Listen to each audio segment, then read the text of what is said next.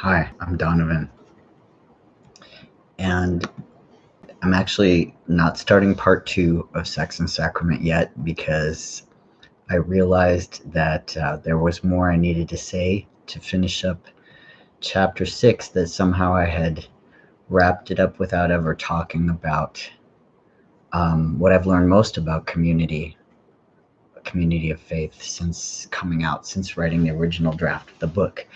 So I've been praying about it. That's why I haven't been posting anything for a little while. And what kept coming up to me was uh, not long after I came out, I was invited to speak at the launch of, it's called PYM. It's a national progressive youth ministry, PYM. I was invited to be one of the keynote speakers at the Progressive Youth Ministry National Conference. It was their first one that they ever did. Obviously, I just said inaugural. Anyway, so I spoke there, and I was commissioned by a publishing company. I'm not going to name them. They wanted me to put out an autobiography with them, and so I wrote some things, and they decided their board decided that they were pushing me to share things of a personal nature that would have kind of violated my privacy, but more importantly, I didn't have permission from other people that close to me to share details. It would have entailed getting in touch with people that weren't in my life anymore, and would have exposed other people to um, being more public than they would, having private things shared. So they wanted kind of a more salient details in this autobiography than I was writing something theological. It just didn't seem right. So that never got published, but I did have a chapter in there. The concluding chapter in there was really about queer community, or queer koinonia, as I called it.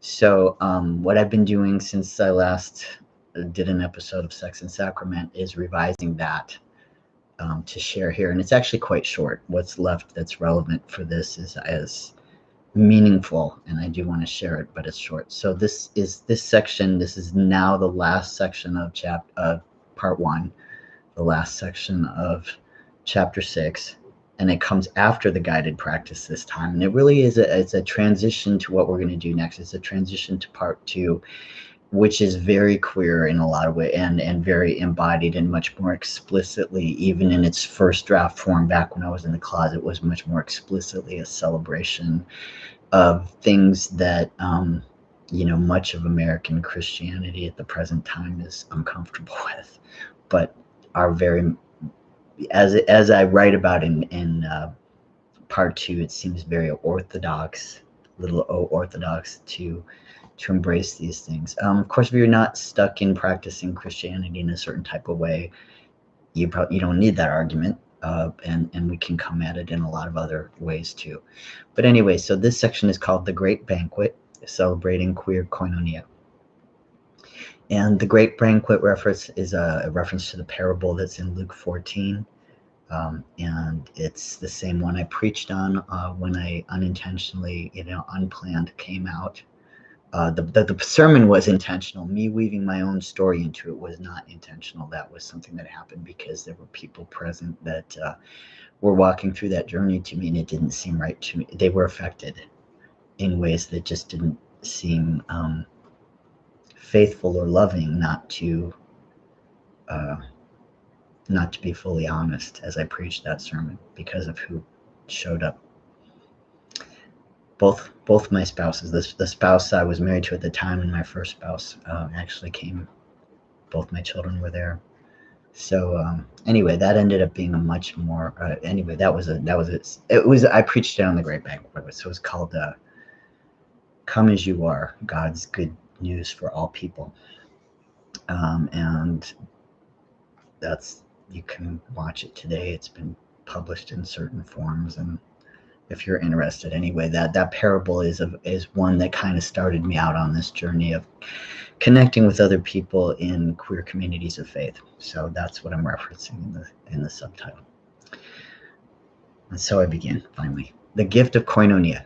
unconditional love that connects lovers of God to each other in chosen family, queer community, and self-sacrificial friendship has been the greatest and most unexpected part of this resurrection journey of rebirth and spiritual transformation I've been on in this last part of my life. From decades of wrestling against God alone about a thorn in my self-loathing flesh that wouldn't go away, even with years of hormones, psychiatric treatment, prayer, and fasting, friends and mentors have midwifed my humbled surrender to a tidal wave of uncontrollable, undefinable grace. From a lifetime of fear, conforming to human ideas of gender performance for the sake of others' weaknesses, communities of recovery and faith have invited and taught me to celebrate gratefully as sacred that which others deem profane. From seeking to earn material security and others' approval at no matter what cost to myself and my loved ones. These communities of faith and friends and mentors, have shown and taught me to rely, even when I'm confused and don't understand, with utter dependence on whatever God provides for me today. From years of bearing false witness against myself, they've shepherded me to freedom, living with rigorous honesty despite the brutal costs. Jesus told his disciples, "By this, everyone will know that you are my disciples, if you love one another."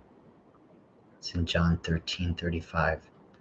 As other Christians fearfully proclaim hatred and exclusion, the queer unity of LGBTQ Christians, LGBTQI, let's just say gender and sex minority Christians.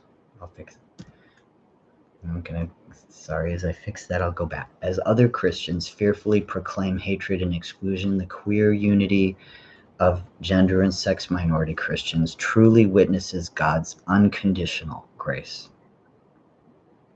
Why don't I just say queer? Queer and intersex, how about that? Let me try it again. So by this, everyone will know that you're my disciples if you love one another, said Jesus. As other Christians fearfully proclaim hatred and exclusion, the unity of queer and intersex Christians truly witnesses God's unconditional grace. The last time I taught a semester-long theology class on a Christian campus, so this was a semester we parted ways 5 weeks into the semester, I had chosen Dietrich Bonhoeffer's Life Together and a companion guide for group study as core textbooks in the course. As the events of my last weeks on that campus unfolded, very publicly, national news, can look it up, I invited students to lead our classroom discussions of each chapter of Life Together after I led us in prayers that I drew from the historical context in which Bonhoeffer wrote that text. Removed from his official position as a theology professor because of his outspoken resistance to discrimination against marginalized groups by other Christians. In other words, this was Nazi persecution of Jews, Christians, disabled people. He taught Bible and theology out of a home he shared with students of like mind, practicing early Christian monastic communal ways of prayer, scripture reading, and service with them.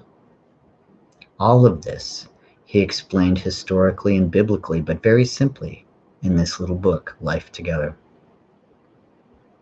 Now, for years, I'd been reading and discussing Christian nonviolent direct action with students in my required and elective courses. We watched, am I blanking on that? Romero. We watched the film Romero with Raul Julia in the lead role.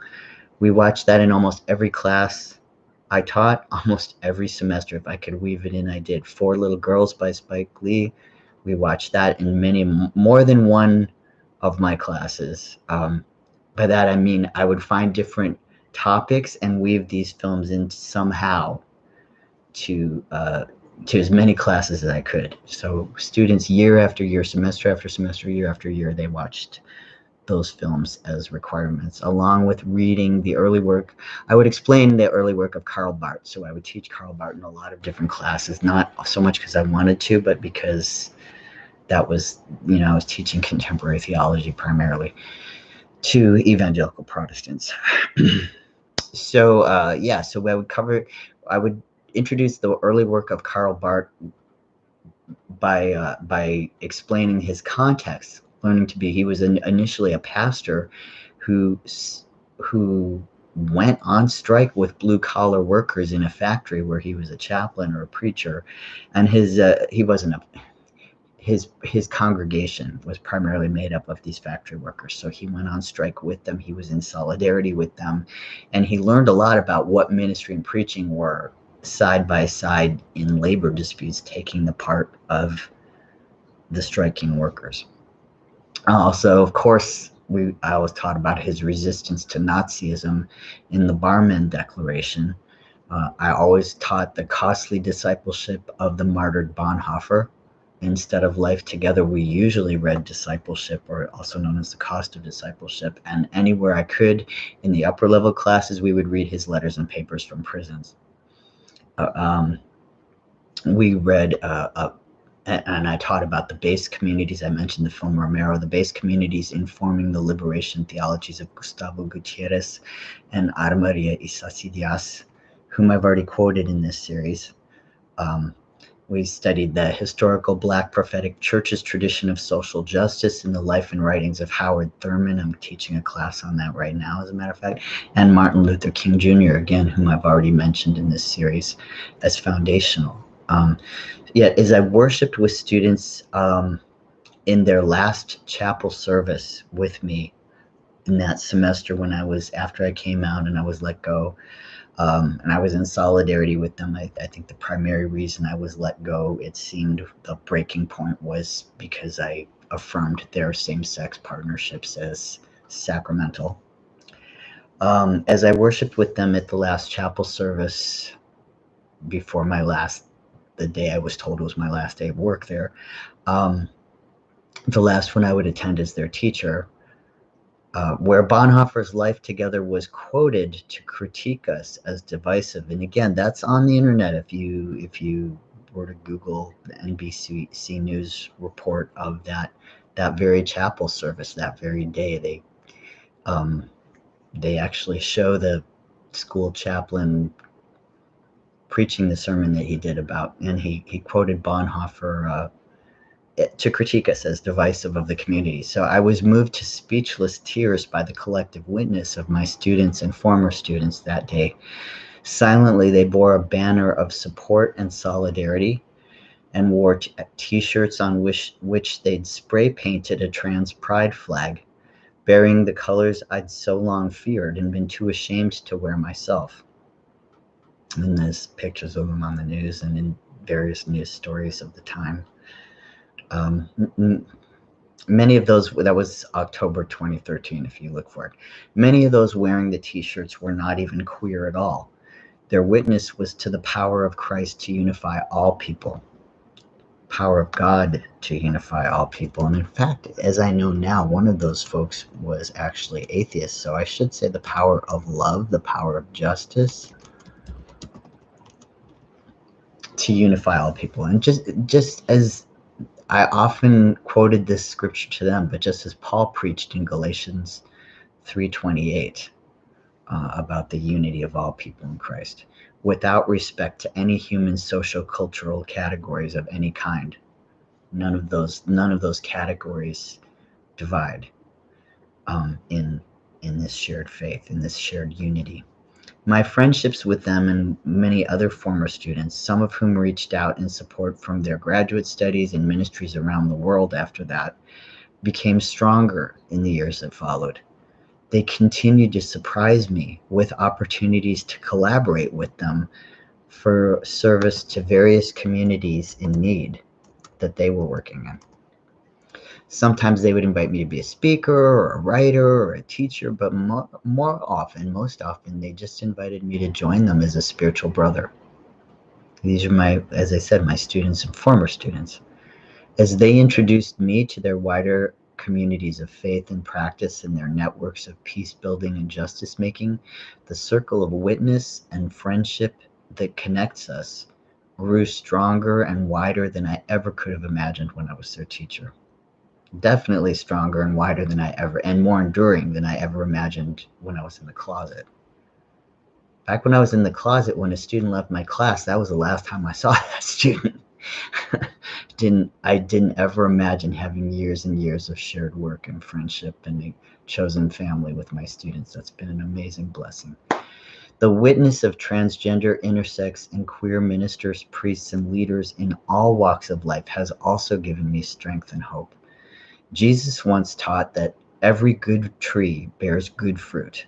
A good tree cannot bear bad fruit, nor can a bad tree bear good fruit. That's from Matthew chapter 7. The testimonies and ministries of transgender, intersex, and queer people bear undeniably good fruit and bless people all over the world. And the more I get to collaborate in those communities and those acts of service and the things that my former students and other friends are doing all over the world, the more I see they clearly are good trees. They're all bearing better and more abundant fruit by living openly and honestly as themselves, in spite of the stigma that doing so brings within the wider church and within the wider world. When we live in truth, Jesus once promised, the truth will set us free. That's from John chapter 8. Free to love with God's own love, unhindered by false witness, shame, and fear. Now, in the intervening years, I was going through a divorce at the time that all that happened in 2013. And since then, I've remained unpartnered. In my own case, I've been focusing on work and parenting and recovery.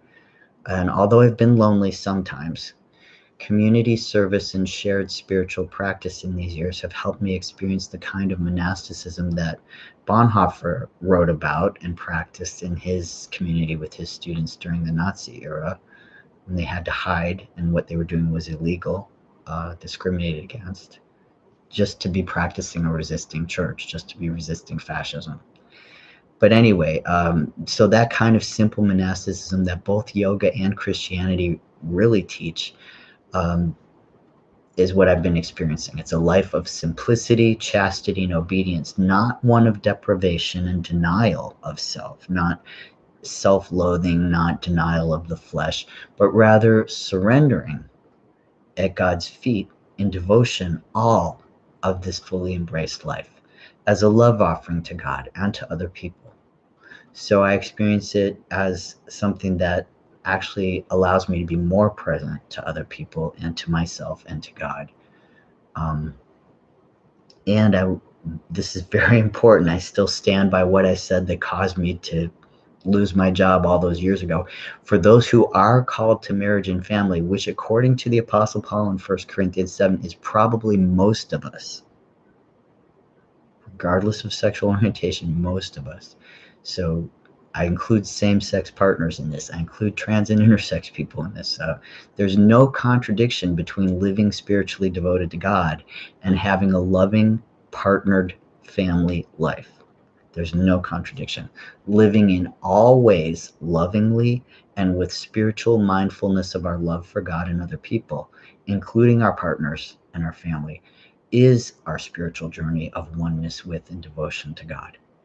So just because I myself do not have that in my life, that means nothing about what I believe for other people or about other people's marriages.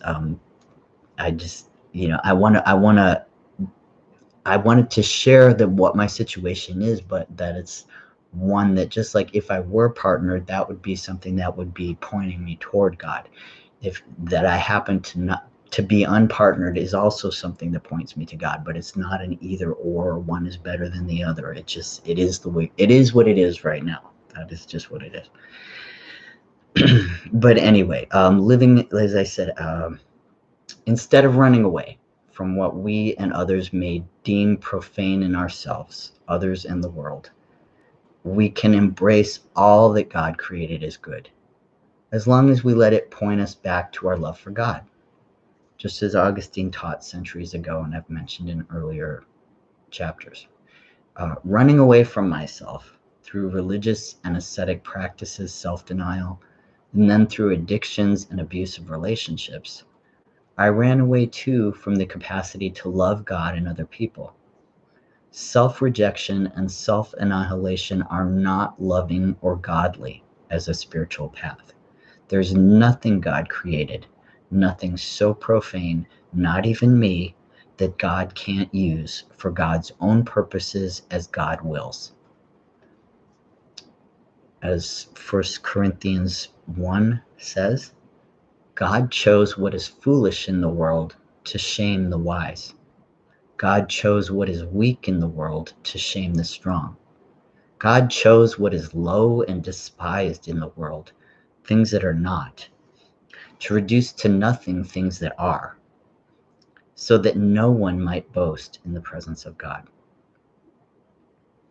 To love honestly and openly as myself is the only way to allow myself to be transformed by God's own unlimited capacity for loving grace.